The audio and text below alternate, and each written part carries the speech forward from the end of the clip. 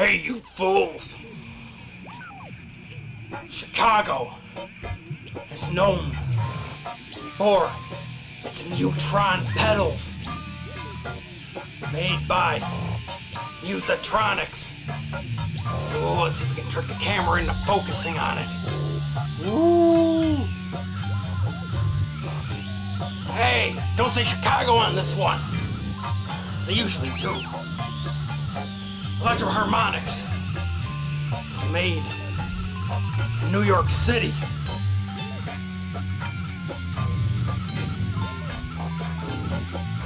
Intern, hold the focus. Not the forward focus either. And not that one. These two. Kalamazoo, Michigan's known for Gibson guitars, which two of the members of Spinal Tap play, which is near Detroit.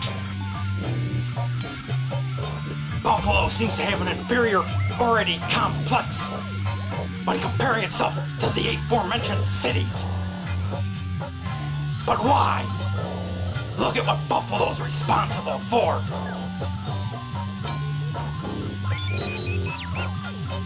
The Moog synthesizer! Isn't it funny how people from Buffalo bash the synthesizer? I'm not talking the crappy digital sampling keyboards you get at the Guitar Center. Those aren't true synthesizers. I'm talking about these analog filtering, knob twisting beauties that create sounds that have never been heard before. Sounds that were never invented until the synthesizer existed. Why do so many local musicians, many of you on the WNYmusic.com board, bash the synthesizer and say it's not useful in music? Look who used the synthesizer. Even bands you respect. Emerson, Lake and Palmer, the Beatles, they used Moogs. And you diss the Moog synthesizer, which was born in Buffalo. So if you can trick the camera into finding the address. There it is. Moog Music, 2500 Walden Avenue, Buffalo, New York, 14225. That's the flea market. Walden Flea Market, the old Moog factory. Why do you bash synthesizers?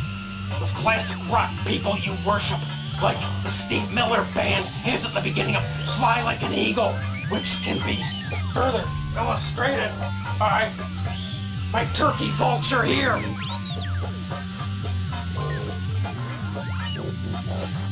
Buffalo should be proud of its legacy as being the birthplace of the analog synthesizer. There should be an analog synthesizer museum, a Moog museum in Buffalo.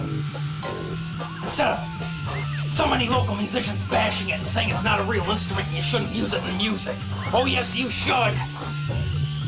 It's a Buffalo original, just like the ski mask, and it's deserving of praise and worship, but it gets bashed, just like the ski mask, for being something too good from the city, for the city to appreciate.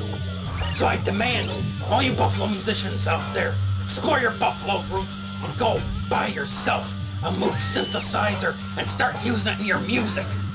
Maybe it'll get interesting and it won't sound like god-awful, crappy Dave Matthews Band cover band rip-off songs if you use a real synthesizer.